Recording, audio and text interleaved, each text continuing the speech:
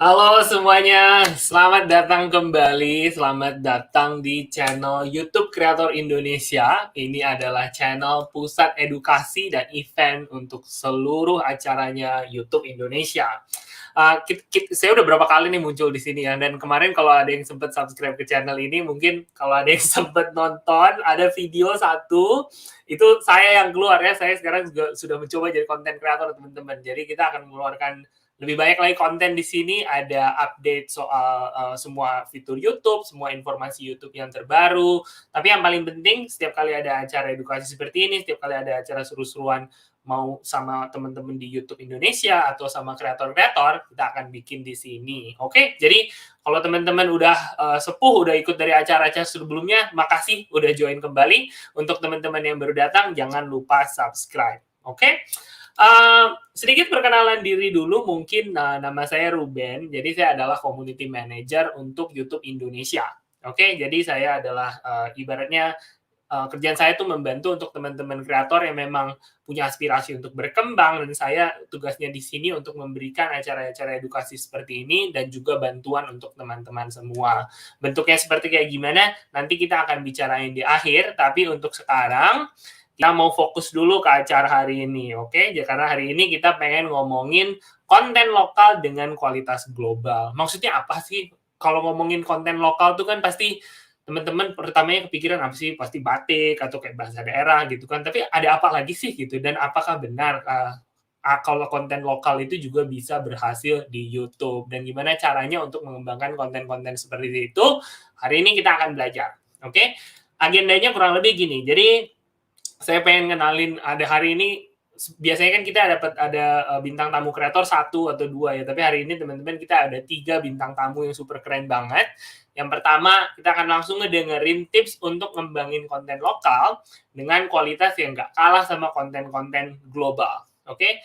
Dan kedua, kita akan langsung ada sharing session, nggak cuma dari 1, tapi dari 2 kreator dan juga pakar industri yang akan memberikan masukan dan tips dan pengalaman mereka sendiri dalam mengembangkan konten lokal. Dan terakhir, seperti biasa, akan ada tanya jawab live. Jadi kalau teman-teman ada pertanyaan sepanjang sesi ini, langsung tinggalin di komen. Saya baca udah rame nih komennya, tapi nanti sepanjang acara, mungkin kita nggak akan langsung jawab, mungkin kita akan tampung untuk di akhir, tapi jangan khawatir, sebanyak mungkin kita akan jawab langsung sama narasumbernya. Oke? Saya nggak mau makan waktu terlalu banyak nih, karena udah terlalu sering ya muncul di acara ini, jadi saya pengen langsung aja ke agenda kita yang pertama. Kita akan mau langsung bahas tips untuk mengembangkan konten lokal dengan kualitas global. Untuk ini saya pengen mengundang bintang tamu hari ini spesial banget teman-teman, karena dia bukan cuma konten kreator yang sukses, tapi dia juga tergabung dalam program YouTube Product Expert. Jadi saya pengen langsung ngundang Mas Budiono Sukses. Widih, halo Mas. Halo Mas bro, Budiono, apa kabar Mas? Alhamdulillah kabarnya baik. Gimana Bro Ruben kabarnya? Lu baik juga Mas, cuma saya nyangkut. Mungkin saya mau langsung aja Mas Budiono untuk memperkenalkan Oke, diri Mas. oke teman-teman, mungkin ya sudah ada beberapa yang nonton channel saya. Kalau belum, perkenalkan nama saya Budiono, yang punya channel YouTube Budiono Sukses. Tapi saya mau cerita sedikit tentang bagaimana awalnya saya sehingga punya channel YouTube ini. Jadi saya mulai aktif di online itu ya sejak internet mulai marak di Indonesia, itu sekitar tahun 2000-an. Kemudian awalnya sih cuman online atau browsing, email, jualan gitu kan di forum gitu. Kemudian mulai muncul yang namanya blog. Saya juga langsung aktif di sana, bikin blog, nulis-nulis, dan salah satu tema yang saya gemari atau sering saya tulis itu adalah tentang kuliner, selain juga tentang SEO atau Search Engine Optimization. Kemudian ketika media sosial itu mulai hadir, saya pun juga aktif di sana, dan tiba saatnya ketika YouTube itu mulai dirilis untuk publik. Kita tahu dulu YouTube awalnya sudah muncul, kemudian semakin populer, kemudian menjadi platform untuk siapapun bisa menyiarkan dirinya sendiri, tanpa harus menjadi presenter, tanpa harus menjadi bintang film di suatu TV atau di suatu layar lebar gitu. Kita bisa menyalurkan, bisa mengekspresikan, bisa membuat konten apapun yang kita sukai. Dan sampai sekarang ya saya masih ada di sini, masih ada di YouTube. Kalau teman-teman pengen nonton konten-konten saya, kebanyakan tentang kuliner. Ini cocok juga nih untuk kondisi sekarang, mungkin teman-teman banyak yang lagi isolasi mandiri, nafsu makannya lagi turun, monggo silakan tonton konten-konten kuliner saya, semoga nafsu makannya kembali bergairah. Gitu Bro Ruben. Mantap. Mas Budiono, tadi kan kamu Ya, di awal bilang sudah berkecimpung di dunia internet ya dari semenjak ya, pertama kali internet. Itu udah berapa tahun berarti Mas nih di internet Mas? ya sudah 20 tahun lebih ya. Sudah 20 tahun lebih di internet. Iya kan? dua Ya. puluh tahun lalu internet belum masuk kampung saya Mas. Oh gitu. 20 Itu tahun pun lalu waktu itu ke internetan harus ke warnet dulu, bayarnya 17.000 waktu itu. oh iya, oh saya ingat tuh zaman-zaman masih ke warnet, ada si tombol-tombol yang di atas itu kan, yang harus 1 jam berapa gitu. Iya. Wah, Iya, 20 itulah. tahun di internet. Kalau di YouTube udah berapa tahun Mas Budiono? Kalau di YouTube sebenarnya awalnya saya dulu punya channel YouTube juga, namanya Deteksi, itu untuk dokumentasi. Jadi di kampus itu saya cukup aktif, jadi punya handycam gitu. Ada acara Hmm. apapun saya datang ke situ ya acting-acting seperti seorang reporter gitulah. Halo teman-teman, sekarang saya lagi di Geraha ITS sedang menyaksikan kontes robot internasional lah, gitu. Seperti menyiarkan sebuah acara gitu. Itu saya upload pendek-pendek ke YouTube, tapi kemudian channel yang itu mengalami masalah. Kemudian tahun 2000 berapa 2006, 2007 itu saya bertemu dengan komunitas konten kreator di Ponorogo. Justru di sebuah Oh, kota kecil di Jawa Timur, mereka sangat aktif banget bikin konten. Tapi waktu itu sih kontennya sedikit kalau sekarang sih mungkin sudah dilarang ya karena sedikit melanggar hak cipta gitu lah. Ya. oke. Justru dari sana saya mulai semangat. Oh ternyata di YouTube kita nggak hanya bisa bikin konten, tapi dari konten itu kita bisa mendapatkan sesuatu gitulah. Sehingga kita bisa terus membuat konten tanpa menguras kantong dari rumah gitu. Siap. Oke, Mas. Nah, ini menarik nih. Tadi kan berarti awalnya mungkin bisa saya bilang sebelum Mas Budiono jadi konten kreator, itu bisa Mhm. saya bilang Mas Budiono adalah uploader ya, bener kan? Karena kayak kamu cuman kayak mendokumentasikan apa aja, terus Yes, upload aja betul. gitu ke YouTube kan. Dan Ngerekam memang apapun langsung diupload ke YouTube. nah, benar. Nah, dari situ Mas, dan sempat tadi Anda cerita mengalami masalah gitu. Nah, terus sampai akhirnya ngambil konten kuliner, Mas, itu kan memang Mas Budiono suka gitu. Tapi itu gimana, Mas? Iya. Apakah mengalami eksperimen dulu atau gimana tuh sampai sebelumnya, sampai akhirnya bisa kayak, "Oke, aku pengen bikin channelku nih tentang kuliner," gitu? Oh iya, jadi teman-teman kalau pengen lihat itu juga masih bisa ngelihat di channel Budiono Sukses. Di awal-awal konten yang pertama-pertama itu isinya masih campur-campur. Misalkan tentang ada kecelakaan di jalan itu saya rekam, saya upload ke YouTube. Kemudian ada wayang Ki Mantep Sudarsono di ITS itu saya rekam, saya masukin ke YouTube. Ada pengajian saya rekam, saya masukin ke YouTube. Kemudian kenapa kok tiba-tiba saya memutuskan untuk fokus ke kuliner itu karena ternyata kalau saya ngupload konten kuliner ternyata penontonnya lebih banyak dan yang komentar juga lebih banyak gitu. Nah, ketika kita ada interaksi dengan penonton, ada saling komentar-komentar mengomentari, itu ada suatu kepuasan batin gitu. Di sana ada interaksi, penonton itu bisa kadang meskipun komentarnya kadang ya keterlaluan kadang ya. Misalkan, "Cak, nek mangan aja cepak-cepek kayak babi," misalkan gitu ya. Ya, tapi dari sana kita justru belajar, oh ternyata penonton maunya gini ya gitu. Karena memang terus terang saya masuk ke YouTube ini bukan by design gitu kan. Memang ada Hmm, kan YouTuber-YouTuber sekarang atau konten kreator sekarang yang masuknya itu sudah dirancang gitu. Kontennya sudah ditetapkan dari awal. Tapi kalau saya kan proses dari eksperimen macam-macam konten, kemudian lebih banyak ke konten kulinernya sampai sekarang. Gitu, siap. Bro. Nah, mungkin dari situ aku kerucutkan ya, Mas, masuk ke topik kita hari ini, konten lokal kualitas global. Nah, Mhm. kuliner ini kan luas banget, Mas Budiono. Kamu bisa Iya. review steak gitu kan, kamu bisa Mhm. review dessert gitu kan, cake Mhm gitu kan, mhm makanan-makanan mhm luar negeri. Tapi mhm. kalau aku lihat kontenmu nih semuanya kayaknya makanan Indonesia nih gitu kan. Nah, itu Iya. bisa diceritain nggak Mas Budi, gimana tuh cara mengerucutkan dari tadi kan wah dari uploader sampai akhirnya eksperimen banyak, terus jadi kuliner, sampai akhirnya udah spesifik banget nih, kuliner khusus Indonesia atau Surabaya bahkan gitu kan. Itu gimana Mas Iya. Budi prosesnya? Memang prosesnya gini, jadi karena saya ini masuk ke YouTube bukan by design, artinya berproses gitu, ya saya terus bereksperimen, kemudian karena saya tinggal di Surabaya, ada juga pekerjaan, offline selain ngurusin YouTube, Ya akhirnya saya bisa nyari kontennya di Surabaya dan ternyata di Surabaya pun, saya cari-cari terus, saya liput-liput terus, kita cari yang legend, yang punya rasa unik, kemudian yang kadang-kadang orangnya itu sudah sepuh, tapi kulinernya ternyata juga masih enak gitu. Ternyata dari Surabaya pun itu nggak habis-habis, Bro. Saya liput sudah bertahun-tahun ini masih ada terus. Ya kadang kalau agak bosen gitu saya agak melipir ke Sidoarjo, ke Nganjuk, ke Mojokerto, Blitar, Tulungagung, Trenggalek gitu. Atau Tuban, Bojonegoro, Lamongan. Tapi ya masih di sekitar sini, sekitar Jawa Timur, sekitar Surabaya. Dan menurutku justru konten-konten yang very lokal seperti itu, yang lokal banget atau Surabaya banget atau Jawa Timur banget itu ternyata justru selain ditonton oleh teman-teman kita yang dari Indonesia, ternyata banyak juga. Kalau dari analitik itu saya lihat penontonnya juga ada dari Amerika, dari Hong Kong, dari Taiwan, dari Suriname, Belanda, Eropa, dan lain sebagainya. Ternyata yang nonton nggak cuma kita sendiri gitu, ternyata orang-orang dari tempat lain itu ternyata mereka juga pengen mengetahui budaya, dalam hal ini kuliner lokal yang ada di Indonesia, khususnya di Surabaya dan sekitarnya gitu. Siap. Nah, itu kalau dari sudut pandang penonton atau kalau mungkin dari aku sendiri ya Mas Mhm, Budiono ya, kalau mhm, dibilang bikin konten channel khusus kuliner Surabaya gitu ya. Kalau mhm. dari aku sendiri sih pasti kebayangnya, ah kayaknya 1 bulan udah kelar tuh gitu ya.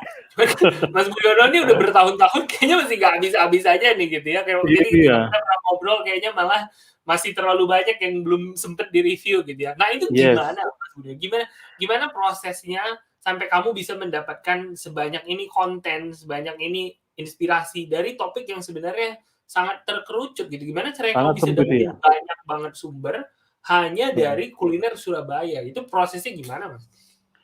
Jadi memang ada prosesnya. Saya kalau ngeliput kuliner itu kan nggak cuman hasil, riset dari tim sendiri gitu. Jadi selain selain masukan selain selain kami tim kami juga mencari kuliner-kuliner apa yang belum kami liput, tapi ternyata itu legend, rasanya enak, dan itu terbukti konsisten selama puluhan tahun gitu.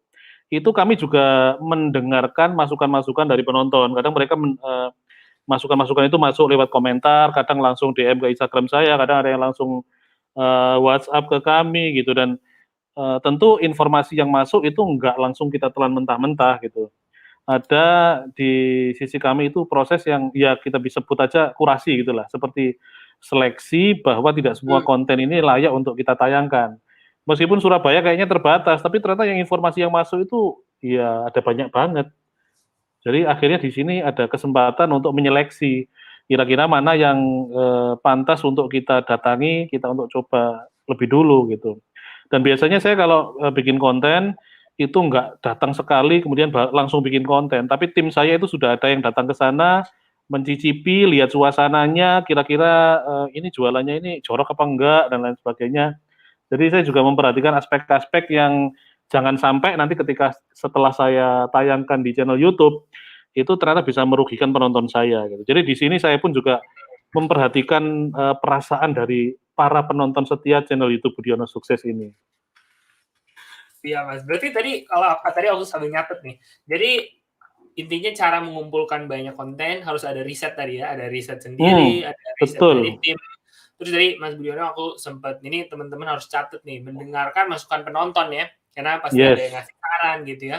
Dan Mhm. menurut aku itu masuk akal banget, Mas, dan apalagi terutama kalau kita mau lihat netizen Indonesia paling pinter sedunia ya, netizen Indonesia lebih pinter daripada profesor di Amerika ya, tahu segala hal.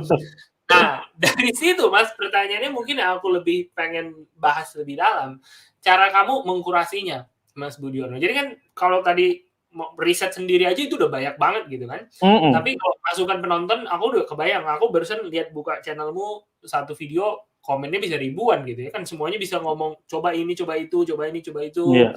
Nah, itu cara mengkurasinya kamu ada framework nggak Mas Budiono atau ada proses nggak tadi? Mungkin memang untuk tadi kan kamu sempet bahas tuh untuk memilih konten yang bagus gitu, memilih konten yang sesuai untuk penonton setiamu. Nah, kalau kita bisa gali lebih dalam di situ Mas Budiono bisa ceritakan nggak itu prosesnya gimana gitu, workflow-nya untuk membuat proses kurasi tersebut? Oke, jadi pertama dari katakanlah ini informasi yang datang, lewat komentar atau lewat DM ke Instagram atau lewat langsung WhatsApp ke nomor kami gitu kan. Jadi pertama informasi itu kita tampung, kita data katakanlah ada 10 list makanan yang informasinya disuplai oleh para penonton setia gitu. Misalkan ada rujak cingur, ada, nasi pecel, kemudian ada steak, ada apa lagi gitu, ada 10. Nah, nanti pertama kita lihat dulu nih, kira-kira mana yang, warungnya ini paling lawas atau paling legend. Nah, ini sudah paling legend nih. Kalau saya memang menempatkan legend itu di urutan pertama dari prioritas saya. Jadi yang jualan itu sudah harus jualan selama bertahun-tahun atau setidaknya lebih dari 10 tahun. Itu masuk kategori legend. Kemudian konsistensinya, apakah legend tapi rasanya tetap terjaga seperti itu? Nah, itu perlu, kita mendengarkan masukan dari penonton melalui survei. Kadang-kadang saya, bikin survei melalui, Hmm. Instagram atau melalui community post, "Rek, lontong balap paling enak se-Surabaya iku neng ndi?" Gitu, "Di mana lontong balap paling enak se-Surabaya?" Mereka akan, ngasih komentarnya, "Oh di sini di sini di sini di sini." Nah, apakah masukan yang masuk lewat komentar tadi masuk di survei saya gitu? Ketika masuk, oh mungkin berarti ini valid gitu. Kemudian apakah tim saya ada yang pernah mencoba? Kalau belum, saya biasanya bisa saya sendiri yang mencoba atau kameramen saya minta untuk mencoba, atau ada beberapa teman yang lidahnya sudah saya percaya, itu bisa mencoba dulu ke sana, kalau ternyata rasanya masuk, ya berarti diagendakan untuk, kita datangi untuk kita liput. Kemudian pertimbangan berikutnya itu, apakah di waktu sebelumnya yang terdekat itu sudah ada konten sejenis. Misalkan nih ada masukan lontong balap enak gitu, tapi minggu lalu saya baru tayang lontong balap. Nah ini kita tunda nih, kita geser ke mungkin bulan berikutnya atau 2 bulan lagi gitu. Jadi jangan sampai penonton ini bosen, "Oh lontong balap lontong balap lontong balap lontong balap." Atau sebulan isinya cuman pecel aja gitu. Nah, saya menghindari seperti itu, atau kalau sengaja dibuat tema sih malah bagus. Seperti ada temen di Ponorogo itu, channel-nya Kang Pardi Prabowo itu pernah bikin 1 bulan kontennya full nasi pecel setiap hari. Nah, kalau sengaja seperti itu sih malah bagus, tapi kalau nggak ada, program seperti itu, ya saya biasanya kasih jeda yang cukup panjang. Misalkan sekarang pecel, ya baru 2 minggu lagi atau 1 bulan lagi ada pecel. Sekarang nasi babat, ya mungkin sebulan lagi baru nasi babat lagi yang lain gitu. Jangan sampai penonton Hmm. merasa bosen. Kurang lebih Siap. seperti itu. Ya, Mas, tadi aku rangkum lagi ya. Jadi tadi ada bikin kategori sendiri gitu ya untuk memudahkan proses mengkurasinya seperti apa. Udah gitu ada bikin survei, dan yang Mhm. ketiga itu ibaratnya evaluasi tentang konten-konten kita sebelumnya atau konten-konten yang lagi marak apa ya, supaya kita nggak Iya, sama banget atau memang sekalian bikin tema gitu ya, kalau pengen maunya semuanya sama gitu. Nah, mhm. ini menurut aku menarik banget, Mas. Ini kalau Mas Budiono aku pengen nanyain satu nih dari teman-teman ada yang bisikin. Jadi ini kan Mas Budiono udah di posisi yang enak nih, bisa dibilang ya kan, udah ada kameramen tadi kan, udah ada anggota tim gitu kan, survei bisa kirim orang gitu. Kalau pas Iya, zaman-zaman masih sendiri Mas Budiono, itu iya. gimana ya cara paling efektif ngelakuinnya gitu? Kalau kita kameramen belum ada, kita mau riset masih belum bisa gitu, dan kita mungkin bisa dibilang belum dapat sebanyak itu masukan gitu kan, bikin survei yang jawab belum ribuan orang gitu kan. Nah itu kalau baru mulai nih Mas Budiono, kalau kamu Iya. berkaca ke pengalaman kamu dulu ya, itu kira-kira tipsnya gimana tuh untuk yang pemula-pemula nih? Kalau masih baru mulai dulu ya saya kemana mana sendirian, Bro, gitu. Saya bahkan kamera pun belum punya kamera, saya baru pakai HP, tapi pakai, HP pakai tripod gitu, ya saya datang ke suatu warung yang menurut saya menarik, waktu itu kan masih belum punya, patokan atau belum punya standar gitu kan, belum Mhm. kepikiran kalau mau survei dan lain sebagainya. Jadi ya bermodalkan HP aja kita datang ke sana, terus, kita speaking-speaking dulu sama owner-nya, sama yang punya warung gitu, "Pak, ini warungnya warung apa? Buka sudah lama enggak?" Gitu, tetap ada ngobrol seperti itu. "Boleh nggak misalkan saya makan di sini, nanti sekaligus saya rekam dan saya terbitkan di channel YouTube Budiono Sukses. Nanti biar orang-orang semakin banyak yang tahu dan warung jenengan biar semakin rame, Pak," gitu. Jadi paling enggak saya tetap ngomong sama owner-nya gitu. Dari dulu memang saya biasakan seperti itu. Kadang-kadang kan ada teman-teman yang masih baru, yang masih malu-malu, kadang datang ke suatu warung dan itu nyutingnya sambil, sembunyi-sembunyi gitu, sambil ngomongnya pelan-pelan gitu.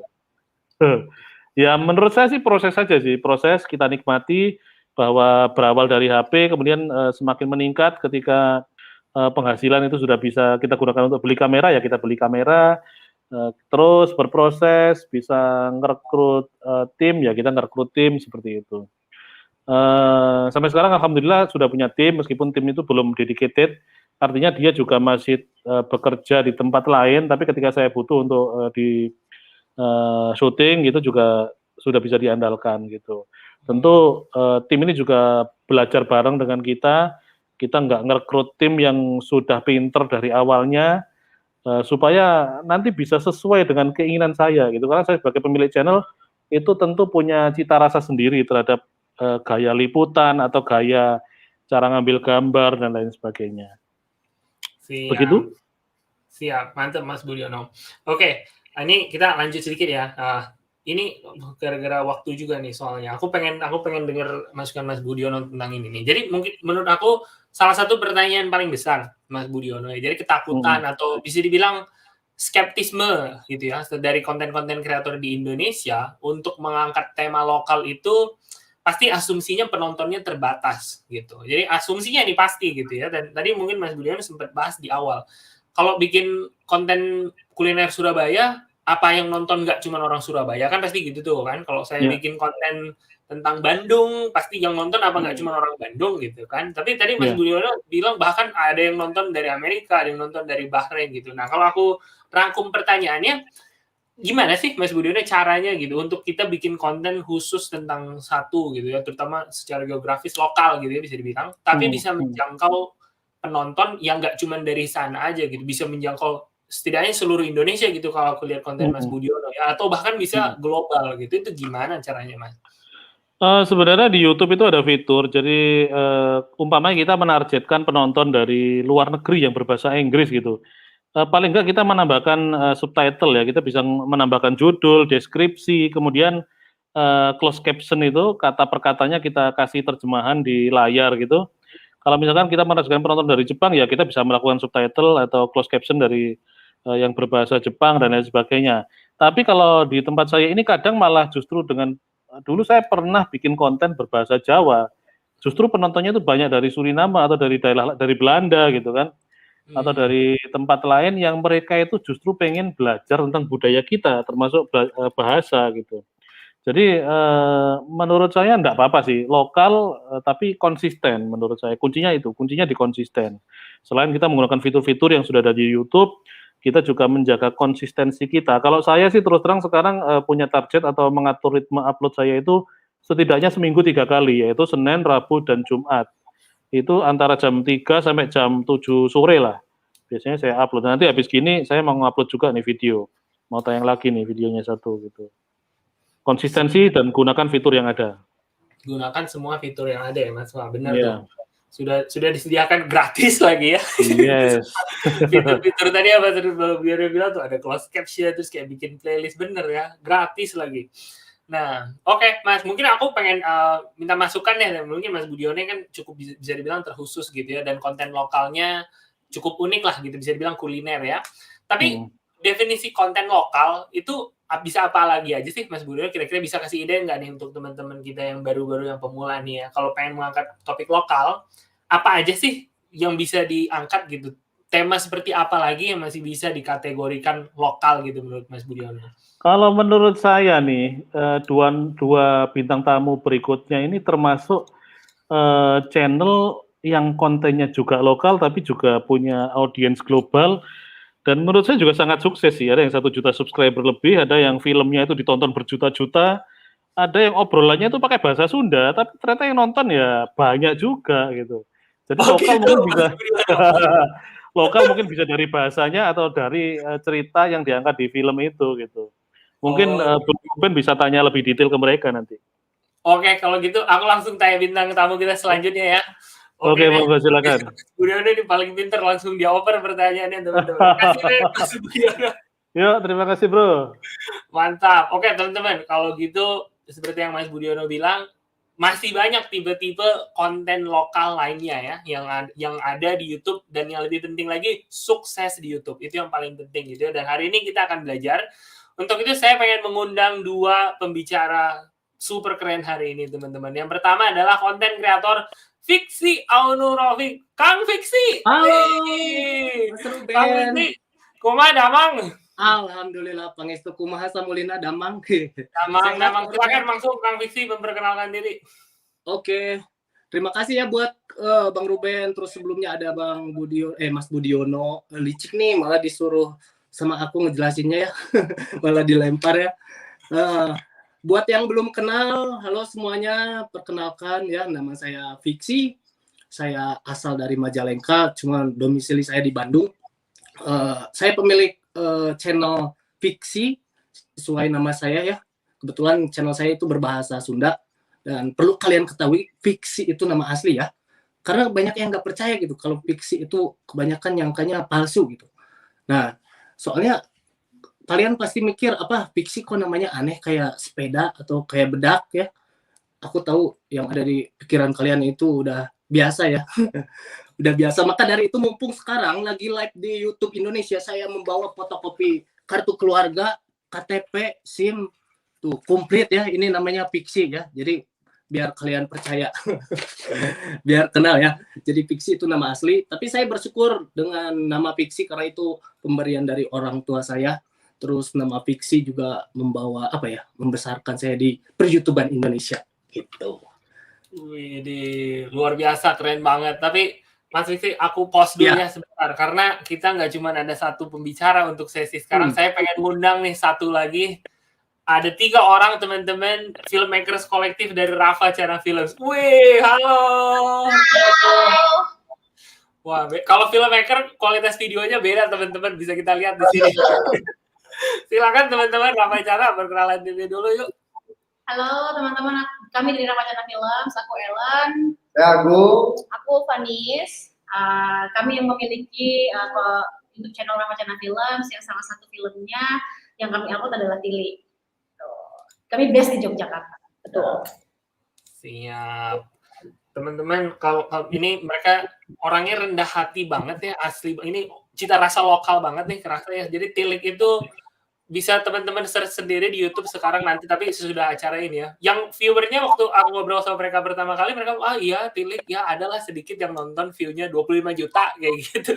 Jadi memang sangat rendah hati ya, kita memang sangat bisa berkaca. Begitu maksudnya. Oke, Kang Fiksi dan Rafa Channel Film, makasih banget udah datang di acara kita hari ini. Dan tadi Mas Budiono transisinya dia smooth banget anaknya ya. Dia memang kita pengen mengangkat tipe-tipe konten lokal lainnya yang sudah berhasil di dunia global gitu. Cuman mungkin sedikit aku pengen dalemin dari introduction tadi. Aku pengen nanya ke Kang Fiksi dulu nih ya, pertanyaan pertama. Jadi kan konten kamu, channel kamu nih Sunda banget ya, Kang Fiksi gitu. Dan biasanya kalau kita mengangkat konten lokal dalam ranah bahasa, itu kan konteksnya pasti kesenian gitu kan, dan kesenian, definisi kata kesenian gitu, pasti kalau nggak lagu, terutama Sunda gitu ya, pentas teater kan itu banget gitu. Nah, ceritanya kamu ke YouTube gimana, Kang? Oke, jadi cerita dulu kenapa masuk YouTube itu bermula di awal tahun 2016. Saya jadi penikmat YouTube, penonton YouTube itu udah dari tahun 2012-an, cuman waktu itu hanya sebagai penonton. Nah, saya tertarik di dunia videografi itu dari tahun 2014, di situ saya mulai belajar, saya pernah jadi freelance ya, cowok panggilan video, apapun saya garap lah, dari bikin produk sampai weddingan juga saya pernah, punya semua itu saya pernah coba. Saya tujuannya itu belajar lah, yang penting jam terbang gitu. Nah, dulu awal mula pas 2016 itu mulai tertarik tuh, karena ngelihat senior kreator dulu di YouTube itu kayaknya kok seru gitu ya, kayaknya seru, jadi pengen lah bikin coba konten YouTube gitu. Nah, waktu itu aku riset kira-kira di YouTube yang belum ada konten apa ya gitu. Pas ngeliat ternyata kan udah banyak, ada semua. Nah kan jadinya bingung kan. Tapi di situ aku nemu satu celah. Pada zaman dulu itu konten yang memakai bahasa Sunda itu baru sedikit. Nah disitulah aku menemukan ide, mungkin aku memutuskan pakai channel bahasa Sunda, tapi pengemasannya digabungin gitu dengan ilmu pengetahuan aku soal di videografi. Jadi dikemasnya mengikuti tren pada waktu itu gitu, Bang. Siap. Jadi ibaratnya kebalikan dari pertanyaan aku ya gitu ya. Jadi ibaratnya pengen ngikutin topik-topik yang lagi tren saat itu, tapi cara untuk memposisikannya supaya unik justru pakai si bahasa Sunda tadi yang belum Nah, ada itu. gitu ya. Karena maaf banget ya, waktu itu yang pakai bahasa Sunda itu kan jarang, terus maaf mungkin dari segi kemasannya juga kurang bagus ya, atau lebih tepatnya ketinggalan zaman mungkin dari Sunda itu. Jadi aku memanfaatkan itu gitu. Lebih ke mengikuti trennya. Oke Kang Fiksi, aku ada pertanyaan lanjutan, tapi aku pengen geser ke teman Rafa Cana Film dulu nih. Jangan lupa oke. Nah, kalau Rafa Cana Film ini beda banget gitu ya. Kalau tadi aku nangkepnya dari si Kang Fiksi gitu kan, dan mungkin saya sendiri pengen jadi konten kreator. Dari logat aja saya mau bikin konten Iron Man udah nggak masuk gitu. Dari tampang saya kayak gini gitu ya, pengen jadi Captain America udah nggak masuk gitu ya. Dari logat gitu nggak bisa. Cuman kalau filmmaker, itu kalian mau bikin apa aja bisa gitu. Kalian mau bikin tentang ada bulenya, kalian mau bikin animasi, bebas gitu. Kenapa kalian memilih konten lokal? Sebenarnya itu bukan memilih konten lokal, tapi kami sebenarnya membuat film bahkan dari kami masih belajar sampai detik ini gitu. Kami membuat sesuatu tuh yang dekat dengan kami, dan kebetulan kami biasanya ada di Jogja. Kalau tarikan dari film Tilik, kebetulan penulis dan sutradaranya adalah asli orang Jogja gitu. Tapi untuk cerita-cerita di dalamnya, kisahnya dan segala macam itu kedekatannya ada di kami juga. Jadi kalau dibilang konten lokal, kebetulan kami yang dekat dengan kelokalan ini, maka kami tuangkan ke dalam satu film. Gitu sebenarnya. Jadi tidak malah disengaja harus bikin lokal nih biar kita gini, biar kita gitu. Tapi karena starting point-nya adalah sesuatu yang ternyata menurut orang luar itu adalah identitas kelokalan gitu kali ya. Kita kan pendekatannya bahasa Jawa gitu. Itu kan bahasa yang sebenarnya kita gunakan sehari-hari. Itu kenapa akhirnya kita mengusung selalu konsep film-film realis. Iya, kita bagaimanapun caranya membuat film ya serealis mungkin. Kalau setnya memang harus di Jawa, di Jogja, ya itu bahasa gitu. Jawa. Siap. Ini menarik nih, karena kalau Kang Fiksi sama Mas Budiono tadi kan kayak bisa dibilang khusus, saya pengen lokal gitu. Kalau kalian justru kayak terbawa arus dan kebetulan berhasilnya di situ. Nah, yang menariknya mungkin kan kalian memang awalnya basicnya filmmaker dari ini ya, dari apa sih istilahnya festival ya. Kalian tiba-tiba masuk YouTube tuh gimana ceritanya gitu. Dan mungkin kalau pertanyaan aku ganti ya, kalian pakai YouTube tuh buat apa sih gitu sebenarnya? Pada awalnya itu justru kami merasa bahwa menurut kami tuh film pendek itu jalur distribusinya adalah festival, yang mana itu kan sangat eksklusif gitu. Jadi orang-orang yang hanya orang-orang tertentu yang bisa mengakses festival itu gitu.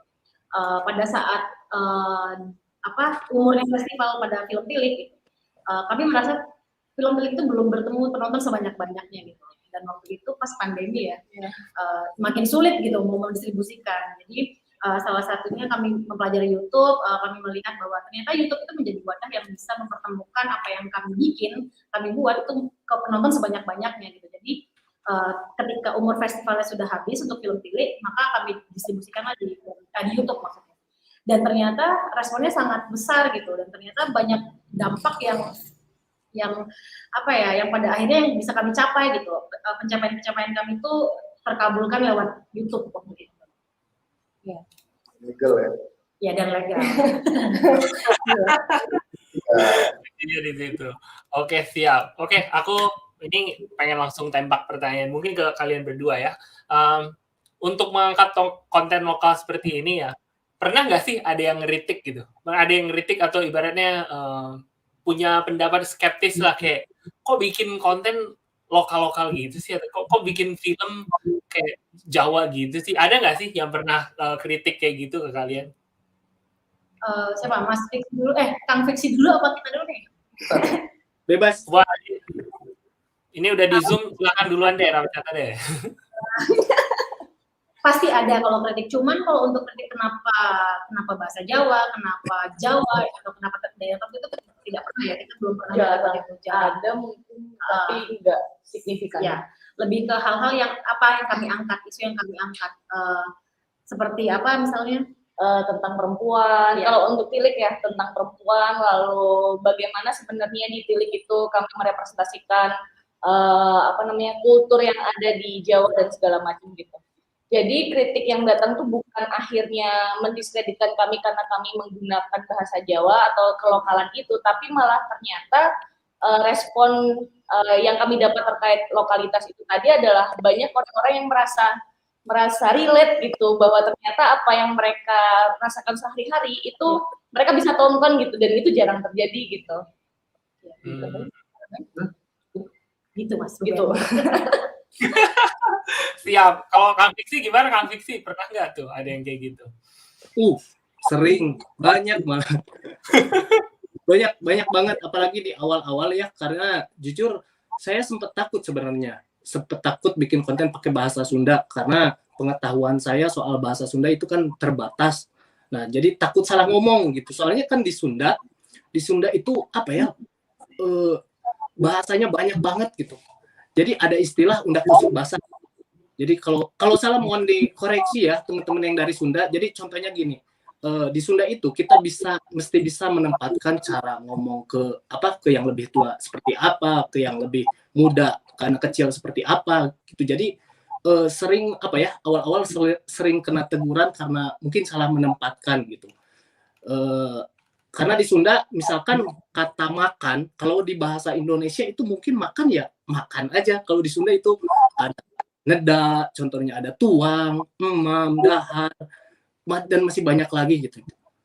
Nah, awal-awal itu sempat sering salah menempatkan. Tapi lama-lama karena kritikannya itu, kalau bagi aku ya kritikan kalau sekiranya membangun itu aku selalu terima buat bahan evaluasi aku gitu. Jadi sambil berjalan aku sambil belajar lagi untuk memperbaiki konten-konten yang salah kemarin gitu. Siap. Wah, luar biasa ya. Dan tapi aku suka banget sih itu, intinya masukan ya pasti kita baca ya, pasti kita terima, jangan langsung dipantulkan gitu ya. Cuman kalau konstruktif kita ambil, yang membangun kita aplikasikan, kalau yang enggak ya jangan sampai menjatuhkan gitu. Tapi secara nih untuk kalian berdua ya, teman-teman Ravacana Film dan Fiksi, mau orang bilang apapun kan udah sukses nih, udah terbukti nih ya gitu. Nah, jadi kalau aku pengen tanya, kalau dari kalian masing-masing ya, kunci suksesnya tuh apa sih gitu? Apa kunci sukses yang bisa membuat, menurut kalian, berhasil membawa konten kalian, karya kalian sampai di titik ini gitu? Mungkin Kang Fiksi duluan ya, mumpung lagi panas. Kunci sukses ya? Tapi aku rasa sampai saat ini juga belum merasa sukses ya.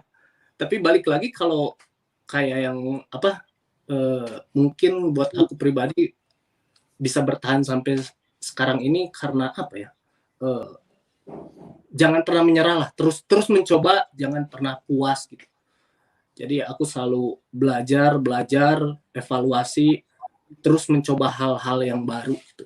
Masalah komentar yang nggak suka atau apapun itu pasti akan selalu ada, kan kita nggak bisa memaksa semua orang suka sama kita gitu. Jadi sekiranya kalau komentarnya yang bikin sakit hati gitu aku masa bodoh lah. Malahan suka sengaja dibales gitu. Memanfaatkan momentum. Padahal kalau hati aku kan ya udahlah, terserah mereka mau bilang apa aja. Tapi misalkan contohnya ya, kalau di Sunda naon sih Kiki Anan garing, naon huntu maneh ta garing. Aku suka dibecandain gitu. Siap. Kalau teman-teman Ravacana tuh gimana nih menurut kalian? Sebenarnya kami tidak merasa sedang ada di puncak kesuksesan gitu, karena lagi-lagi kami sedang sedang mengusahakan sesuatu yang akan kami lakukan.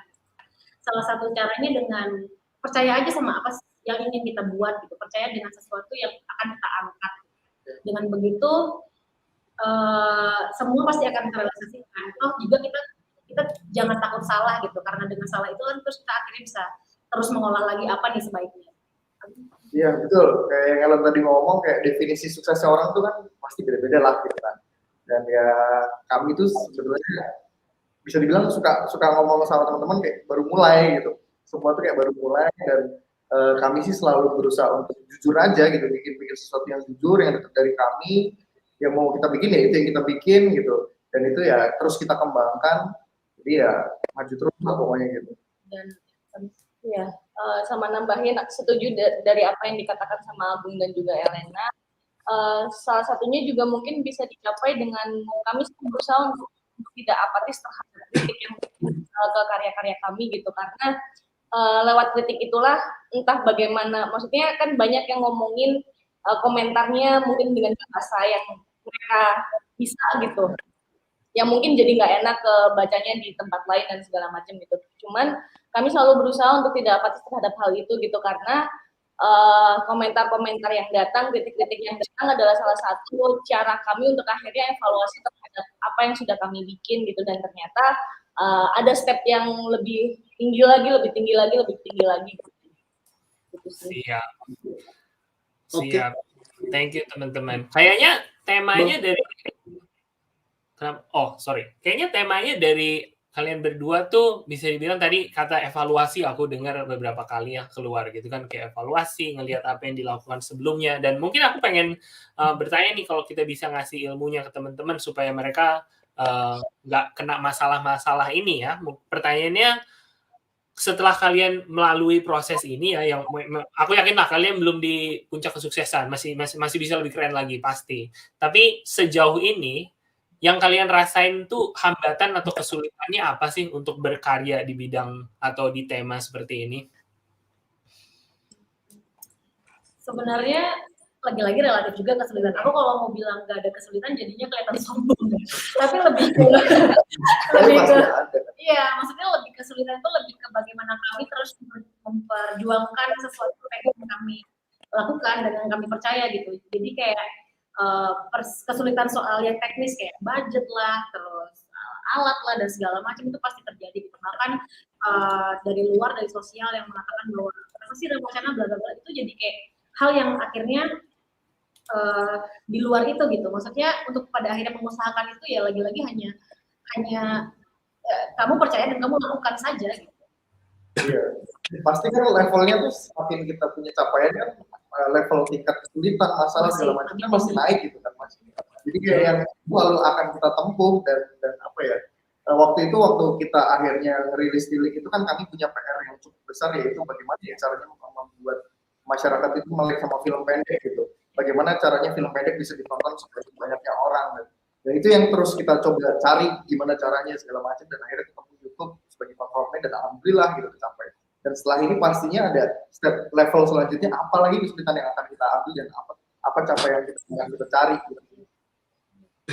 Sama kalau mau ngomongin teknis, mungkin kalau dari film tadi udah dibahas juga sama Elena dan Agung bahwa kelokalan itu kan sesuatu yang secara tidak sengaja kami sampaikan karena kami dekat dengan itu gitu. Mungkin kesulitan teknisnya lebih ke kami pengen film kami dikonsumsi oleh sebanyak-banyaknya orang gitu, dan kan nggak semua orang bisa berbahasa Jawa gitu. Mungkin kesulitannya lebih ke arah bagaimana ya bisa akhirnya mentranslasikan atau menyampaikan film ini dengan subtitle yang kami harus mewakili ada konteks budaya juga gitu di bahasanya. Jadi mungkin hal-hal seperti itu gitu. Mungkin Kang Fiksi juga nyambung ya, karena kan Sunda dan Jawa kadang ada bahasa yang itu tuh kalau di Indonesia kan jadi itu nggak ada bahasa Indonesianya kadang gitu ya. Iya. Gitu sih Mas Ruben. Iya, gimana Kang Fiksi itu? Benar, setuju. Keunikan kita mungkin dalam konten memakai bahasa daerah, mungkin itu salah satunya uniknya. Benar kata teman-teman tadi, misalkan di Sunda banyak sekali kata-kata yang kalau di Indonesia kan itu susah, karena susahnya nggak bisa diterjemahkan lewat satu kata lagi, mesti kalimat gitu. Iya, tapi sekarang kalau kesulitan buat aku sih mungkin sekarang lebih berhati-hati lagi dalam pemilihan kata ya, karena di Sunda ada undak usuk tadi kan, ada yang dari yang halus banget sampai yang kasar banget gitu, jadi lebih berhati-hati soal itu sih.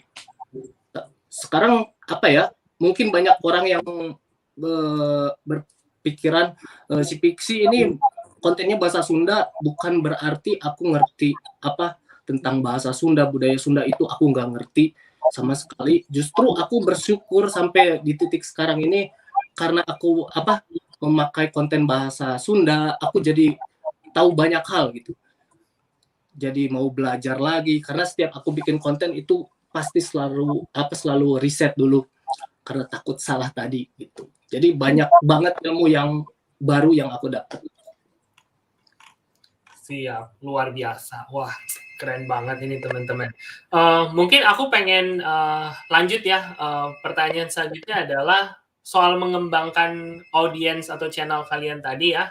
Itu kan pasti kalau misalnya ngelihat Tilik viewersnya 25 juta gitu. Aku yakin pasti penontonnya nggak semua orang Jawa gitu ya. Dan berarti kesulitan yang tadi kalian keluarkan soal gimana caranya menerjemahkan kata-kata tadi, menerjemahkan konteks-konteks tadi, itu kan pasti kalian berhasil. Tapi di luar itu semua gitu ya, mungkin kalau aku pengen tanya dari sudut pandang konteksnya dulu nih, atau konseptualnya dulu ya, gimana sih caranya untuk menjangkau audiens yang sebenarnya nggak terikat dengan konten kalian? Kami dulu ya. Oh ya, kalau dari Rafa Channel Film sendiri, sebenarnya untuk base audience ini, awalnya akhirnya kami kan awalnya bikin strategi tuh. Nah, dari strategi itu kami sudah memiliki base audience yang kami tahu demografinya seperti apa gitu. Nah, tadi sejalan dengan apa yang dikatakan oleh Elena tentang YouTube itu menjadi salah satu platform distribusi kami, akhirnya jadi tantangan gitu, karena kami sebelumnya tidak menjadikan YouTube jadi salah satu sarana distribusi utama film-film yang diproduksi oleh Rafa Channel Films gitu. Nah, caranya gimana akhirnya bisa nge-grab audiens yang itu di luar dari demografi audiens Rafa Channel Films sebelumnya adalah kalau dengan Tilik, kasusnya Tilik itu kami berusaha untuk mencari apa yang kira-kira sesuatu yang bisa secara visual itu bisa ke-grab duluan gitu. Nah, akhirnya kami nemu di situ adalah ada icon namanya Butejo. Nah, Butejo ini kan seseorang yang secara visual itu bisa mewakili apa yang secara general film Tilik gitu. Nah, dari situ akhirnya kami mencoba untuk menggunakan multi platform gitu, Mas Ruben. Maksudnya kami nggak promosi hanya lewat YouTube saja, tapi dari sosial media yang kami miliki, terus juga karena pada saat itu lagi pandemi ya, maksudnya strateginya akhirnya kami lakukan secara nyengkuyung gitu.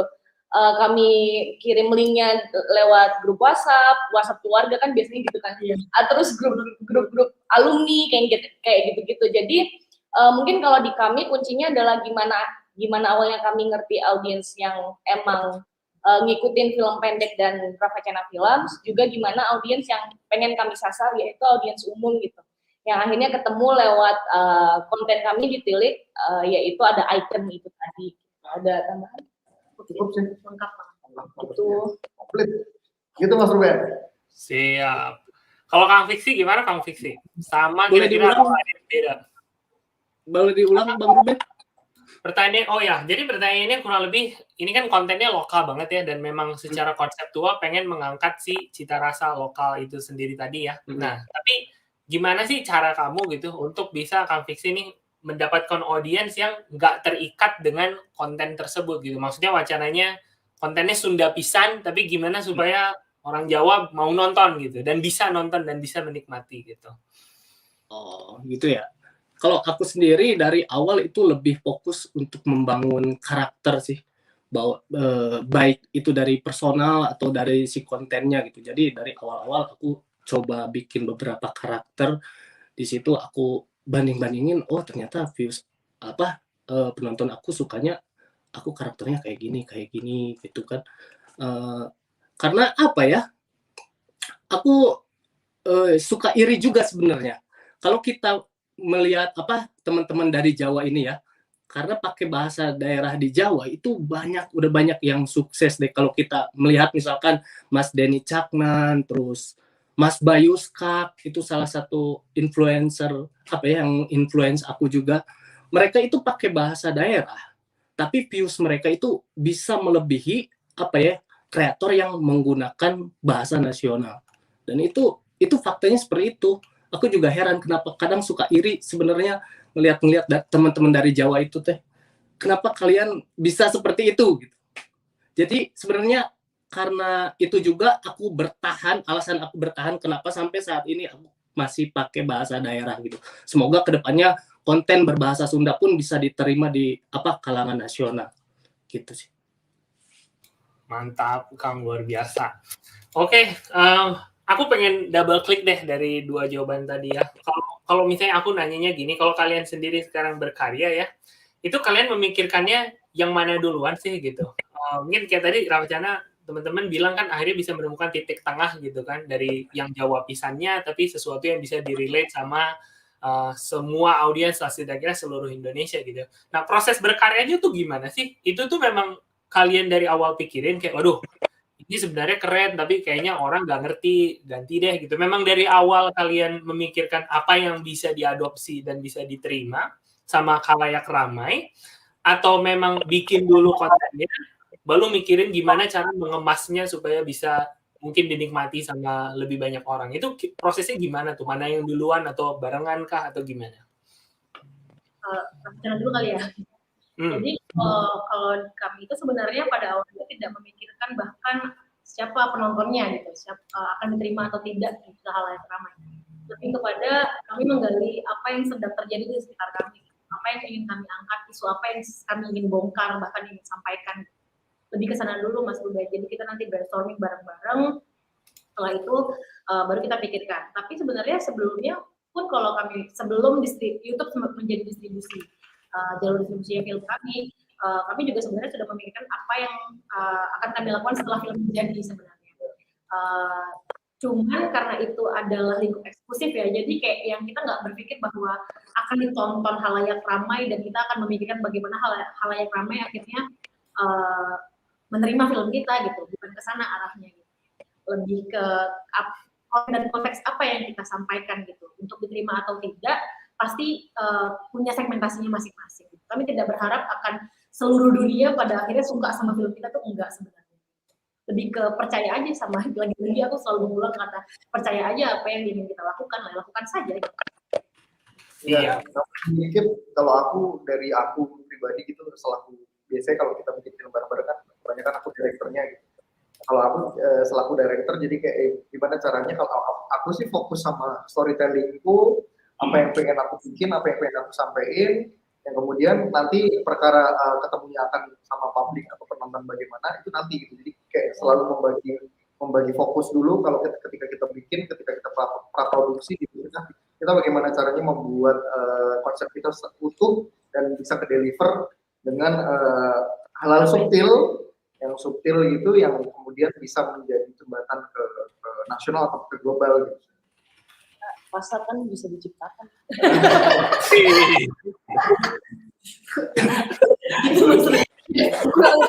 Takutnya semakin ria. Karena nggak kepikiran dari awal, takutnya malah kami jadi dalam tanda kutip melayani apa yang dimau publik gitu, dan jadi kami malah lupa sama akar kami berkarya dari awal, yaitu jujur sama apa yang kami percayai gitu.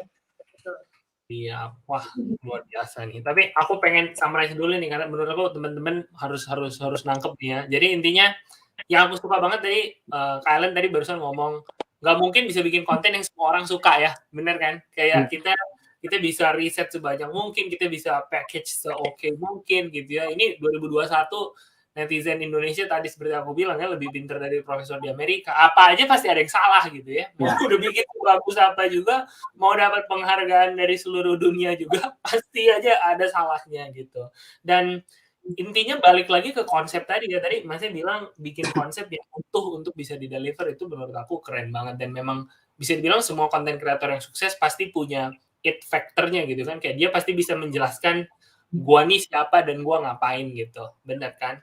Wah, kalau dari Mas Fiksi sendiri nih, aku pengen lempar juga, aku pengen tahu nih proses berkarya kamu, Kang Fiksi itu gimana Kang? Dari kayak cara berkonsepnya tuh dan cara mendelivernya itu gimana Kang?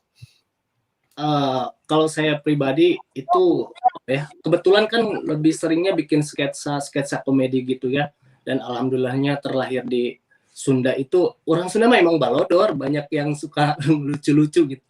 Jadi saya biasanya bikin konsep itu kadang-kadang sering banget nemu pas aku lagi ngobrol sama siapapun lah, entah sama tukang ojek di depan atau tukang beca, kita lagi ngobrol-ngobrol, tiba-tiba ada celetukan-celetukan aneh kan, suka pada ngelucu gitu. Nah, di situ aku selalu catat garis besarnya.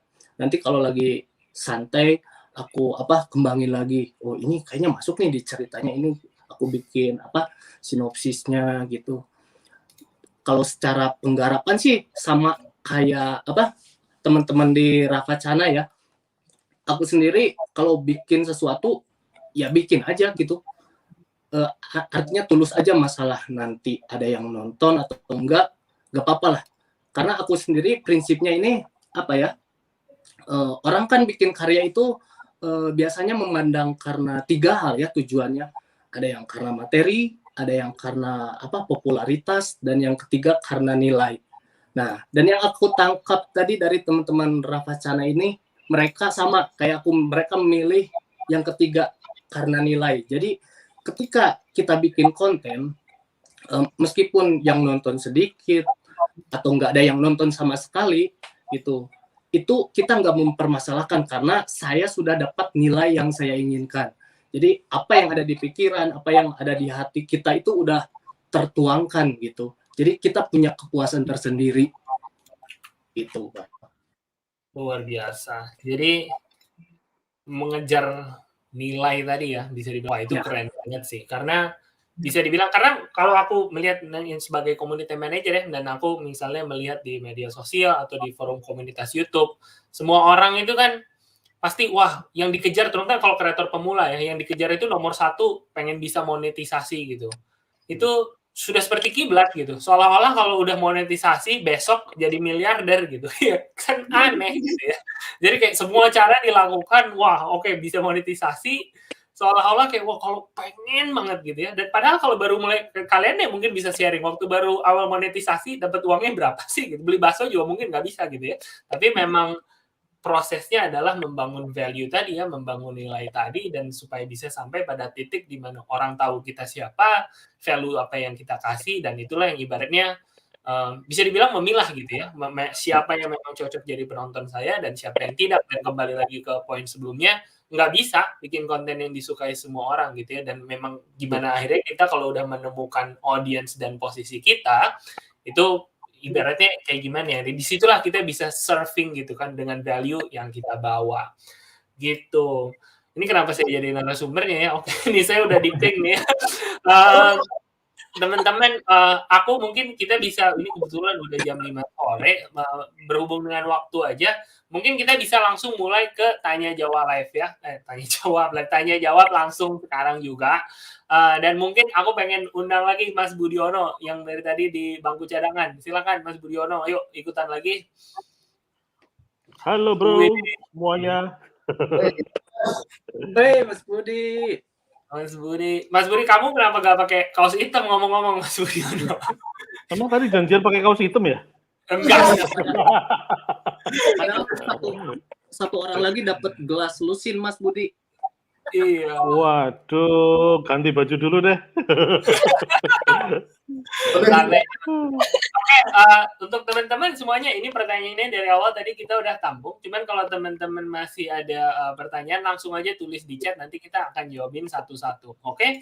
Cuman mungkin kita warming up dulu deh nih, mumpung Mas Budiono baru join lagi ya. Mas, tadi ada pertanyaan dari teman, saya juga nggak tahu dibacanya gimana. Dung tarak tak, dung dung tarak tak. Nah, katanya kalau pakai fitur subtitle atau caption di YouTube, itu ngaruh apa enggak sih sebenarnya gitu. Ini saya sebagai orang YouTube yang menyediakan fiturnya cukup sakit hati ya. Cuma saya pengen mungkin teman-teman Mas Budiono dulu deh, kan tadi kamu ngomong tuh untuk pakai fitur subtitle. Itu emang ngaruh Mas? Gimana tuh?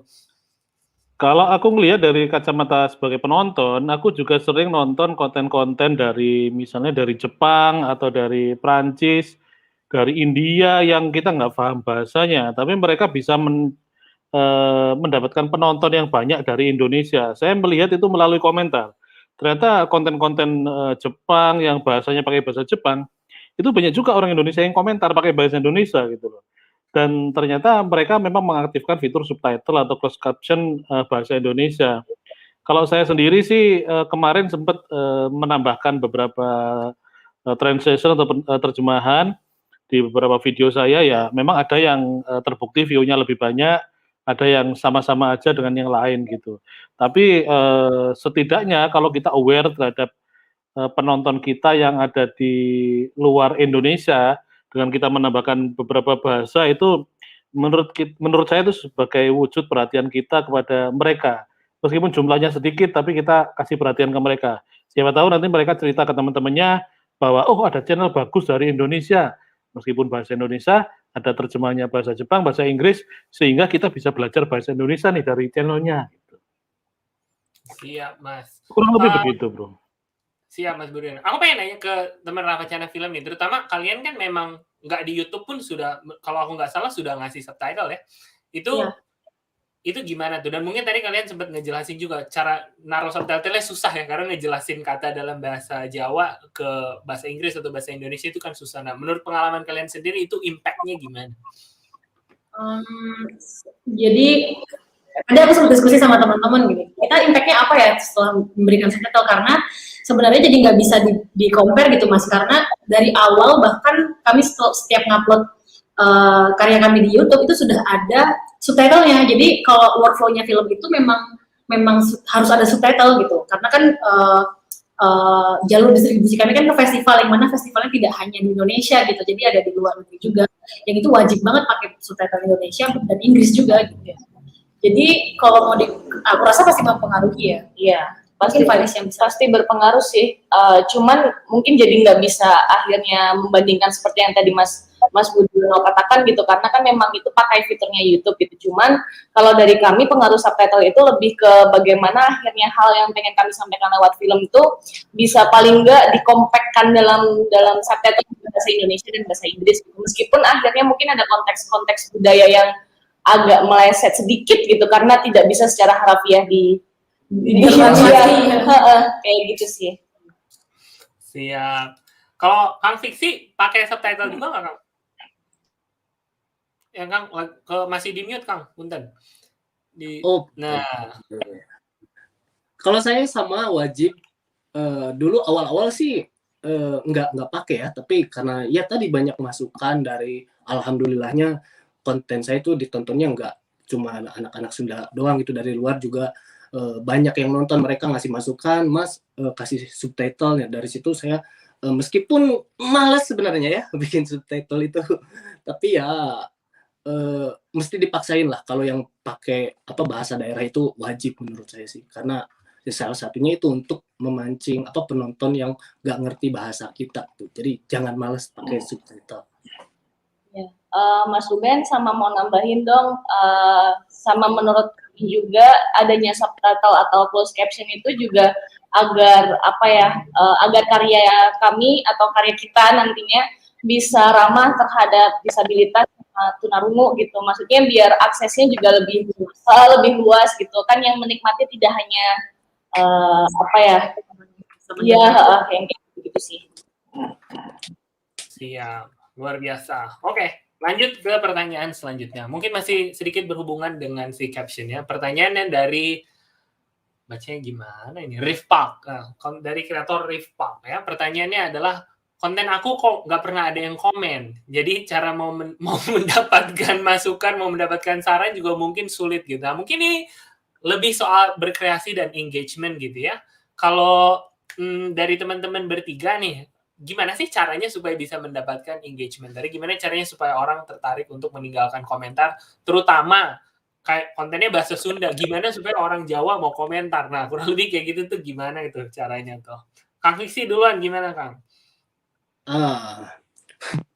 Buat bro tadi ya yang belum dapat komen, sabar, karena aku juga pernah ngalamin seperti itu. Tapi akan ada saatnya lah, akan tiba waktunya nanti juga videomu, kalau kamu terus bikin video pasti ada waktunya videomu rame dan banyak yang ngomen. Kalau yang aku sering lakuin dari dulu, pas ketika ada yang ngomen, aku selalu bales gitu. Dan alhamdulillah sampai detik sekarang pun ya, kalau aku habis ngupload itu aku selalu stay on YouTube sampai ngebalesin satu persatu. Aku saking seringnya aku sampai hafal subscribers lama aku gitu, karena kan kelihatan ya sampai hafal foto profilnya, namanya siapa, oh ini dari dulu nih suka ngomen gitu. Jadi bersabar terus mencoba. Mantap. Kalau Mas Budiono gimana Mas Budiono? Kalau pertama bikin tentu semua orang ya biasanya engagement-nya masih rendah ya, yang nonton pun masih sedikit, yang komen juga sedikit gitu.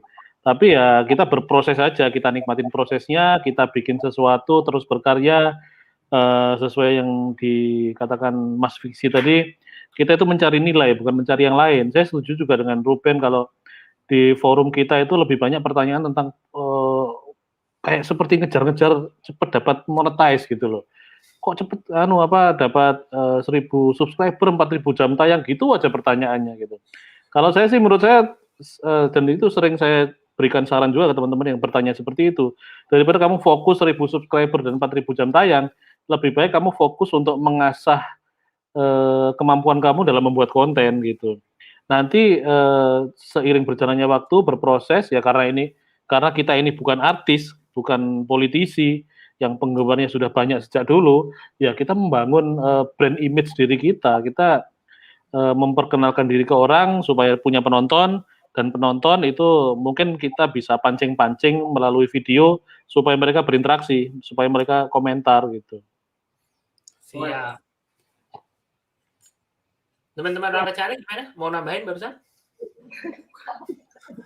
Ya, setuju sih sama omongannya Mas Budiono dan Mas Fiksi sebetulnya. Maksudnya ada kalanya kita ya nggak perlu juga nonton komen gitu, buat fokus aja bikin sesuatu itu. Kayak aku sering banget kalau maksudnya nontonin komen satu-satu juga kayak banyak banget gitu, dan kita lebih ke cenderung ke ya udah kita mau bikin apa, kita fokus ke situ daripada ngelihat komentar orang lain segala macam, takutnya malah terintervensi dan segala macam gitu. Tapi ada kalanya juga ketika misalkan hasilnya kita mau nge-reach audience seperti apa gitu-gitu, kita ngelihat evaluasi dari situ juga gitu. Jadi kalau kami sih merasa sepakat dengan apa yang dikatakan sama Mas Budiono, juga dengan ya dikatakan sama Kang Fiksi. Jadi semuanya pasti prosesnya mengalami hal itu, dan semua juga awalnya pasti nggak ada engagementnya. Kami juga sadar awalnya juga kami nggak punya penonton, bahkan nggak punya komentar sama sekali gitu. Tapi ya udah fokus aja bikin yang pengen kita bikin gitu. Iya.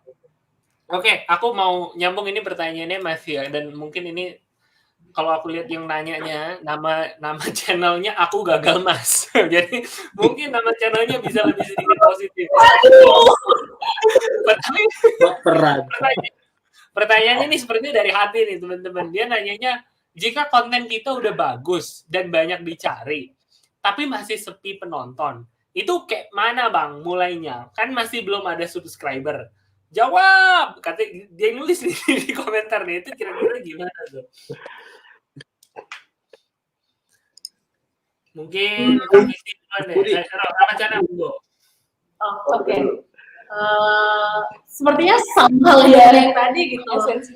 Bahkan ketika sesuatu yang kita bikin itu bagus atau tidak itu tuh bukan dinilai dari kita sendiri gitu. Kalau kami selalu punya budaya ketika membuat naskah, ketika brainstorming itu cerita kami itu kami bacakan ke orang-orang yang tidak ada dalam lingkup kami. Karena kami kan konteksnya film ya, Mas. Ben. Jadi naskah itu dibacakan ke orang-orang di luar lingkup kami, bagaimana responnya, itu yang akhirnya kami menjadikan hal riset ya. Intinya riset itu penting gitu kalau buat kami. Jadi, tapi kalau pada akhirnya bagaimana akhirnya biar orang nonton, biar komen, biar apa, justru kami buta dengan itu gitu. Mungkin Mas Budiono sama Kang Fiksi bisa yang lebih tahu. Ya, gimana tuh? Kang Fiksi, silakan. Kalau saya sih sama mungkin ya. Anda harus bersabar dulu, bro. Karena kita juga sama. Dari awal kita nggak ujuk-ujuk apa ya? Tiba-tiba langsung rame gitu, nggak langsung naik. Sabarlah, itu kan namanya proses. Malahan misalkan kalau kamu tiba-tiba langsung naik, nanti pas kamu udah di titik pencapaian nih, misalkan diundang di YouTube Indonesia, coba ceritakan kiat-kiat sukses kamu. Oh, nggak tahu, saya tiba-tiba rame, kan nggak seru, bro. Jadi nikmatin. Iya. Luar biasa. Jadi ternyata selama ini bikin konten Kang Fiksi puncaknya di sini ya, untuk sharing di acara ini ternyata. Iya. Luar biasa. Mas Budi ada yang mau ditambahin, Mas Budi? Ya, menurutku sama lah. Kalau konten bagus itu yang menilai bukan diri kita, tapi penonton gitu. Kalau kita bilang bagus, ternyata nggak ada yang nonton ya gimana? Apa betul itu bagus gitu kan? Ya, makanya sama kayak Mas Fiksi tadi juga. Terus saja berkarya, kita berproses, nikmatin prosesnya. Nggak bisa tiba-tiba kita sekarang bikin channel, besok langsung 1 juta views gitu. Ya itu namanya ya keberuntungan kali ya. Tapi kalau rata-rata dari teman-teman yang pernah ngobrol dengan saya dari komunitas konten kreator, rata-rata juga sama. Mereka berproses dari bawah, mulai dari malu-malu, kemudian semakin malu-maluin gitu. Nanti semakin banyak juga penontonnya, semakin banyak komentarnya gitu. Siap. Berproses bro kuncinya bro. Atau Berproses aku ya. ada tips, Mas Ruben? Monggo, gimana Kang?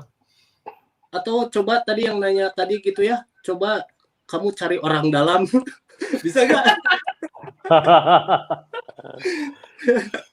Nggak bisa ya, kalau YouTube nggak bisa ya? Ya, bahaya nggak bisa, bahaya itu jangan.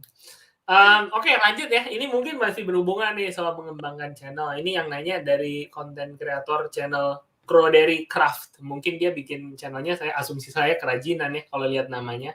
Pertanyaannya, Kak, gimana caranya supaya konsisten di satu bidang? Saya sering dapat godaan nih ingin buat konten campur-campur. Nah, ini menarik menurut saya. Nah, bilang aja kayak dari kalian yang bacain konten atau kan kadang-kadang mungkin dari interestnya sendiri gitu ya kan mungkin ya memang passionnya soal konten lokal tapi pastilah ada namanya godaannya kayak suatu hari pengen coba ini nih pengen coba yang sono gitu. Nah itu gimana tuh? Mungkin pertanyaan saya ada dua. Haruskah memang saklek banget gitu ya kalau ada godaan dan eksperimen itu nggak mau atau yang kedua memang kalau memang pengen straight di jalan yang lurus gitu ya ngikutin konsep kita itu gimana caranya supaya bisa bertahan gitu mungkin kalau aku nambahin pertanyaannya jadi dua ya mungkin Mas Budiono silakan Mas gimana. Oke, bagaimana caranya agar konsisten di satu bidang? Kenapa harus konsisten gitu? Kalau misalkan nggak konsisten pun juga bagus gitu. Menurutku banyak juga kok channel yang isinya itu macem-macem ya, kayak personal vlog gitulah. Ada jalan-jalannya, ada kulinernya, ada bahas teknologinya.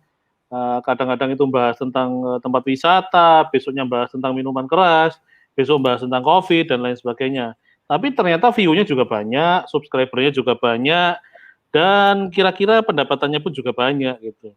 Jadi menurutku pertama konsisten itu enggak, artinya konsisten di satu tema itu enggak harus begitu. Kalau dapat godaan untuk bereksperimen ya enggak masalah sih menurutku. Eksperimen aja. Nanti kita bakal tahu potensi kita yang sesungguhnya dalam artian mana kreasi kita yang paling banyak disukai orang itu yang mana gitu. Berproses aja, enggak apa-apa. Dicoba eksperimen. Siap. Kalau Kang Fiksi gimana nih? Kang Fiksi kan ibaratnya bisa dibilang sudah sangat bereksperimen gitu ya. Cuman core kamu kan masih di bahasa Sunda gitu. Pernah nggak sih kayak wah tergoda bikin konten jangan bahasa Sunda suatu hari gitu. Nah itu gimana Kang? Saya tadinya mau bikin bahasa Thailand, Mas Ruben. Cuma susah ya.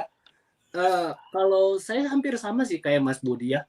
Kalau di awal-awal mungkin kita jangan konsisten kalau channelnya kayak aku ya, misalkan jangan fokus sama satu tema deh, mendingan kalian coba-coba tema yang lain. Kalau aku sih gitu, awal-awal dulu gitu, aku nyobain ke hal-hal yang lain, cuman garis di bawah naungan bahasa Sunda gitu. Jadi bikin konten apapun tapi masih pakai bahasa Sunda. Nah di situ sambil berjalan kan kita bisa ngelihat nih,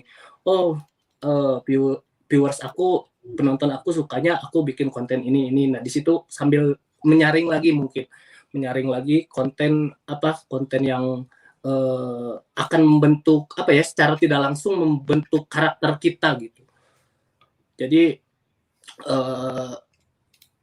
naon sih ya astagfirullahaladzim.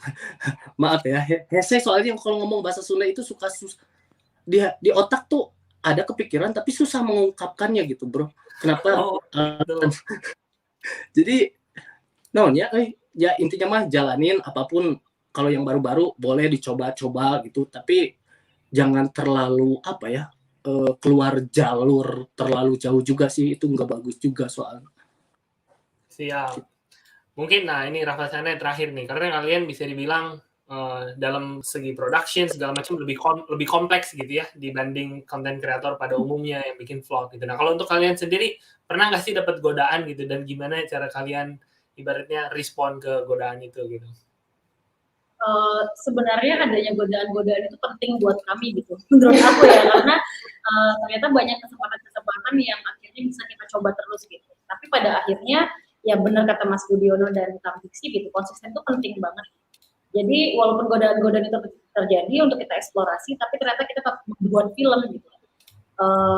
Selain yang kita bisa hanya film ya. Bisanya cuma bikin film soalnya. Dan juga mungkin lebih ke kalau kami di Ravacana sendiri, kami sebenarnya kan ini bertujuh gitu. Dan masing-masing dari kami sebelum akhirnya tergabung dalam kolektif Ravacana Film juga sebelumnya sudah mencoba berbagai hal gitu yang itu bahkan sangat jauh dan berseberangan dari film gitu. Tapi pada akhirnya pulang lagi ke film gitu. Jadi mungkin kayak kesimpulannya kalau di kami adalah memang jiwanya udah tertanamnya di sana. Rohnya sudah di situ, gitu. Ya, rohnya di situ. Rohnya. Gitu kali Mas Ruby. Luar biasa. Iya, tapi benar kalau orang luar kalau di Hollywood ngomongnya soul-nya gitu ya, memang udah dia. Ya, lebih keren loh bahasa Indonesia. Ini ngomong-ngomong aku kepo aja, aku pengen nanya. Kalian nih kalau mikir ya, kalian kalau mikir itu pakai bahasa apa sih? Kayak Kang Fiksi itu barusan itu. Kamu kalau mikir kan ngomong misalnya bahasa Indonesia atau bahasa Sunda gitu. Tapi kalau mikir di otak tuh pakai bahasa apa? Pakai bahasa Arab. Nggak mungkin ya. Pakai bahasa Sunda. Pakai bahasa Sunda. Justru kelemahan aku tuh gitu. Kenapa mungkin pilih bahasa Sunda? Karena menurut aku ya dalam mencari ide atau bertutur ketika take video itu akan lebih gampang dibanding pakai bahasa Indonesia, karena nggak tahu aku pribadi kalau ngomong bahasa Indonesia tuh pasti suka kecampur-campur gitu, tiba-tiba tisoledat ya tisoledat itu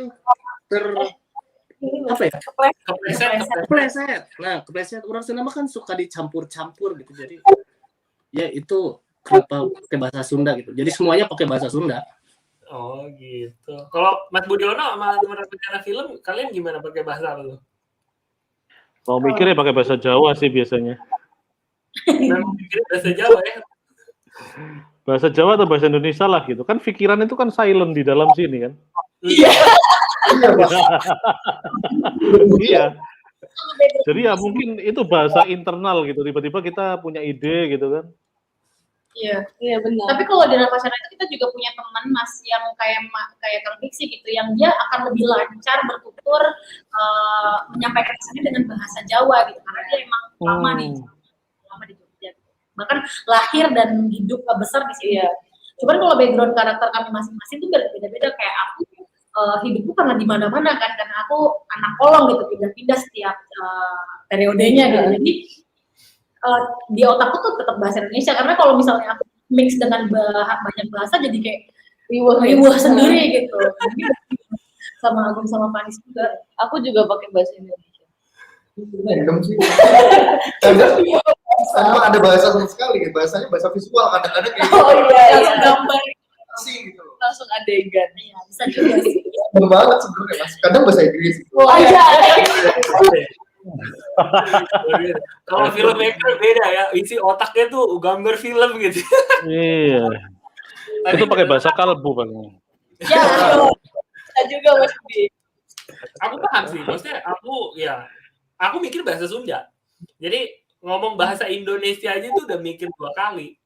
Karena di kepala tuh wah bahasa Sunda pisan gitu kan, tapi pas mau keluar tuh kayak agak macet dikit gitu kan. Apalagi kalau terus aku kerja pakai bahasa Inggris gitu. Udah di kepala bahasa Sunda, translate dulu ke bahasa Indonesia. Karena bahasa Sunda ke bahasa Inggris udah nggak masuk akal. Jadi harus 2 kali translate gitu, makanya aku lama kalau gitu. Oke, kenapa jadi ngomongin ini sih? Oke, ini pertanyaan terakhir ya teman-teman, ini sehubungan dengan waktu juga. Ini pertanyaan menarik. Pertanyaan dari Hadi Entertainment. Oke, jadi dia bilang kalau konsep storytelling itu zaman dulu ngomongnya selalu 5W 1H ya, what, where, who, when, why, how, kan? Apa, siapa, di mana, kapan, kenapa, gimana gitu. Nah, itu masih berlaku nggak sih untuk membuat konten di zaman sekarang, konsep zaman dulu ini? Menurut kalian gimana tuh? Terutama dengan wacana lokal tadi, apakah kalian harus memasukkan 5W1H ke konsep membuat konten lokal kalian? Itu gimana? Menurutku masih relevan sih 5W1H itu. Hmm. Karena misalkan kan kita di YouTube itu kan ada timestamp-nya kan, di bawah ada waktunya gitu. Video ditonton sekarang sama video sekarang, video 5 tahun lalu yang ditonton sekarang itu tentu beda ininya, apa itu, konteksnya gitu. Ketika orang misalkan tanya tentang harga lontong balap gitu, 5 tahun lalu mungkin cuma 10.000, tapi sekarang 25.000 gitu. Artinya di situ ada waktu yang juga dibahas. Kemudian what, why, when, dan sebagainya. Ini namanya apa, tempatnya di mana, harganya berapa, siapa orangnya yang jualan, itu justru selalu menjadi hal yang saya tanyakan ke penjual itu. Dan itu info yang sangat pengen diketahui oleh para penonton saya. Jadi mereka setelah nonton, biasanya habis nonton saya nge-review makanan, terus mereka ngiler-ngiler gitu, terus menjadwalkan, oh kira-kira besok minggu mau coba ke sana gitu. Pasti dicatat nih harganya berapa, alamatnya di mana, Google Maps-nya mana, terus yang jualan namanya siapa, harganya berapa kalau pesan menu ini, kalau menu yang lain harganya berapa. Jadi menurut saya masih relevan banget untuk dalam konteks konten yang saya bikin di channel YouTube Budiono Sukses. Mungkin di channel teman-teman yang lain bisa berbeda. Gimana tuh? Kalau Kang Fiksi gimana, Kang? Kalau aku juga masih sama, ada sebagian konten yang aku terapkan, tapi kebanyakan juga kalau di konten aku nggak pakai itu gitu. Karena kan kebanyakan bikin yang komedi ya, sing penting lucu, komedi mah penting mah seri, guys gitu. Jadi kadang yang 5W itu nggak dipakai gitu. Gitu, siap. Nggak selalu dipakai. Siap.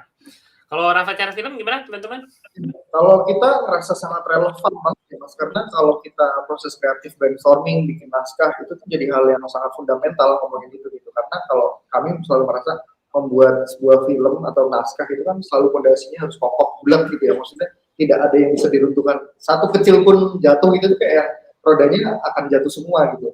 Nah, semacam itu. Jadi itu selalu ada di proses kreatif kami itu dimanapun, bahkan di proses setelah filmnya jadi pun masih ada kayak gitu, selalu mencari celah-celah yang bolong ketika untuk nanti kita bikin karya selanjutnya kayak gitu. Itu kurang lebih. Siap. Oke, teman-teman, ini kita udah mau deket-deket maghrib ya, jadi mungkin pertanyaan udah terakhir banget nih ya. Ini terakhir. Ini kalau ada teman-teman nggak nonton dari awal baru join sekarang, mungkin pertanyaannya satu aja. Kalau kalian bisa ngasih satu tips terakhir untuk ibaratnya kreator yang mau bikin konten dengan tema lokal, itu apa tuh kira-kira, Kang? Satu tips terakhir.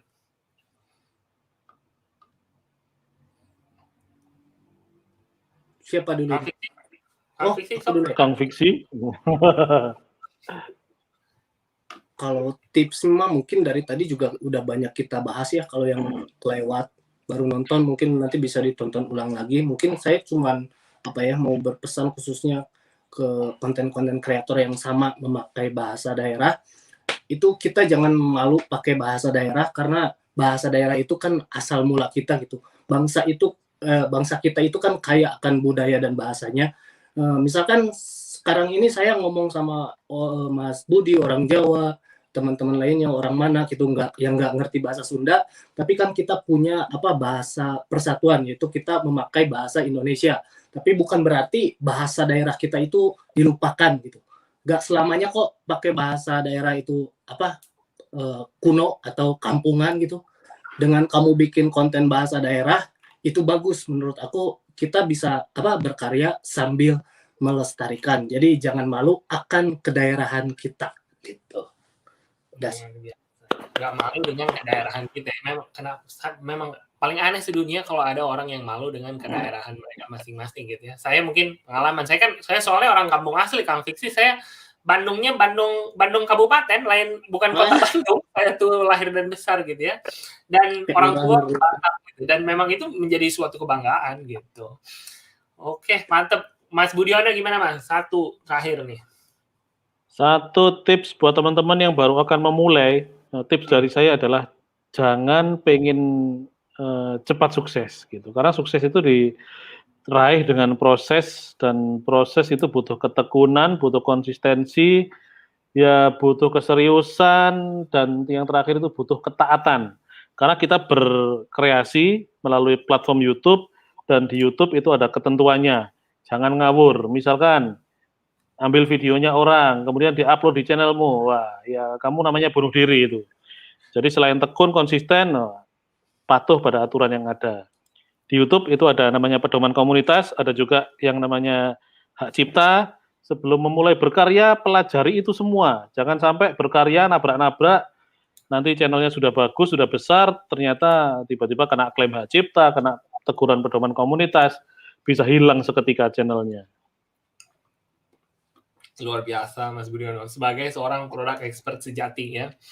Oke, terakhir Ramacana Film satu terakhir. Setuju banget sama Mas Budiono dan Kang Fiksi gitu. Pantas namanya Budiono sukses ya. Itu kayak pedoman sukses. Bener banget. Jelas sih, seperti yang kami bilang tadi bahwa soal kepercayaan itu penting, soal kejujuran itu penting, evaluasi itu penting, dan taat peraturan itu tadi karena itu jadi caranya sebagai pembuat dan penikmat itu tuh jadi apa ya, komunikasi yang akhirnya bersatu gitu, karena tidak mendustai pembuatnya, tidak mencelakai karyanya juga gitu. Sama mungkin kalau nyambungin apa yang dikatakan Ellen tadi, di film itu juga cara kita menghargai film-film buatan Indonesia adalah dengan nonton secara legal gitu. Nah, sekarang mulai banyak teman-teman pembuat film yang mulai mengupload karya filmnya di channel YouTube gitu, dan YouTube udah menjadi platform yang ramah terhadap film pendek gitu, dan kami sangat mengapresiasi hal itu gitu, dan kami harap juga teman-teman bisa memberikan sumbangsi kepada film-film Indonesia dengan menontonnya secara legal. Mantap, terus. Mantap. Oke, luar biasa. Kalau gitu teman-teman makasih banget nih semua masukannya hari ini, keren-keren banget. Untuk teman-teman di rumah mungkin kita kasih tepuk tangan virtual paling meriah nih buat Kang Fiksi, buat Budiono sukses. Oke, makasih banget udah berbagi ilmunya hari ini teman-teman. Semoga kita bisa langsung ketemu. Next time kita bikin eventnya in person ya. Karena memang sekarang mungkin kondisinya lagi kayak gini, tapi nanti suatu hari kita bikin in person lebih keren lagi. Oke, thank you semuanya. Makasih banget udah bergabung hari ini. Terima kasih, dadah semuanya. Sehat-sehat selalu. Ya, semoga ketemu. Oke, teman-teman, tadi kita udah dapat pembicara. Hari ini kita punya 5 bintang tamu. Ini adalah salah satu acara kita paling besar sejauh ini, tapi kurang lebih karena udah mau maghrib juga. Untuk hari ini segitu dulu ya. Sebelum ditutup, aku pengen ada beberapa iklan nih. Kita akan ada beberapa rangkaian acara yang lebih keren lagi yang akan datang. 2 minggu lagi akan ada kelas YouTube spesial nomor 2 untuk cara-cara mengembangkan channel niche, khas dan unik. Jadi kalau teman-teman merasa, wah ini konten saya beda banget sama orang lain, atau ada pertanyaan seputar, wah semua orang ibaratnya yang sukses harus ngikutin konten orang lain yang udah sukses. Nggak juga. Oke, kali ini kita akan ngeluarin konten dan kita akan membawa kreator yang udah sukses membangun channel yang niche, khas dan juga unik.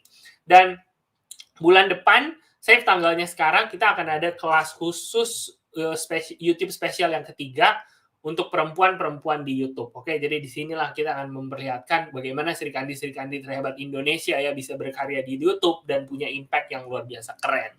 Dan kalian juga bisa jadi seperti itu. Oke, dan yang terakhir, ini tanggal 21 Agustus, itu akan ada acara terbesar kita namanya Creator Camp. Oke, jadi kalau sebelum-sebelumnya kita bikin creator camp nih selalu di hotel, acaranya selalu besar banget, dan mulai tahun lalu kita ganti digital, dan di sini bakal ada lebih banyak lagi kreator-kreator besar, kreator-kreator keren, dan juga pakar industri yang akan jadi pembicara khusus untuk teman-teman semua. Oke, tahun lalu creator camp terbatas, harus daftar dulu, ada seleksi. Cuman sekarang creator camp akan tersedia untuk semua kreator, dan kita akan bikin di channel YouTube Kreator Indonesia ini. Oke, dan terakhir, seperti biasa, pesan sponsor, masih banyak teman-teman yang kesulitan mendapatkan bantuan seputar YouTube. Ini aku baca di komentarnya, ada yang bilang masih proses pengecekan soal monetisasi, ada yang bermasalahan soal copyright, ada yang persoalan soal, wah komentarnya nggak jalan, nggak bisa ini, nggak bisa itu. Gampang aja teman-teman, bisa langsung minta bantuan di forum bantuan YouTube. Ini linknya yt.be/help/bahasa. Kalau pengen mendapatkan bantuan dari sesama kreator, teman-teman bisa ke sini dan teman-teman bisa langsung dibantu sama produk-produk expert Indonesia seperti Mas Budiono Sukses tadi. Dan kalau teman-teman butuh bantuannya langsung dari YouTube, teman-teman bisa langsung ke Twitter dan teman-teman bisa tag ke tim YouTube dan langsung aja jelasin masalah teman-teman, bisa pakai bahasa Indonesia. Oke, jadi nggak usah repot-repot Google Translate, nggak usah repot-repot bingung cara ngejelasin masalahnya gimana. Nggak usah formal bahasanya, bisa, oh tolong dong ini saya kok kayak gini, add tim YouTube di Twitter, dan nanti agent kita akan langsung membantu teman-teman semuanya. Oke, kurang lebih itu aja dari kita hari ini. Semoga sesi hari ini bermanfaat ya teman-teman, dan mungkin terakhir banget dari kita, supaya kita bakal bisa lebih banyak acara lagi seperti ini, yuk bagiin feedback untuk meningkatkan kualitas acara kami. Langsung aja scan di sini dan teman-teman akan langsung dapat nanti linknya ke feedback formnya. Langsung aja isi semua saran dan masukan teman-teman, itu penting banget supaya kita bisa lebih bikin banyak event yang keren dan nanti eventnya juga bisa makin berguna buat teman-teman semuanya. Oke, nanti saya akan tinggalin QR code-nya di akhir, jadi teman-teman bisa langsung scan nanti. Tapi kurang lebih itu aja dari saya dan teman-teman kita hari ini. Makasih banyak buat teman-teman semuanya. Tinggal di rumah ya, jangan kemana-mana. Kita mungkin harus sadar juga dengan kondisi di Indonesia sekarang seperti apa. Saya harap teman-teman semuanya sehat selalu. Jangan lupa social distancing, ikuti peraturan pemerintah yang sedang berlaku supaya kita bisa cepat ketemu lagi in person ya di acara kita selanjutnya. Itu aja teman-teman, sehat selalu, sukses selalu, dan sampai ketemu di acara kita selanjutnya. Makasih banyak semuanya, sampai ketemu lagi.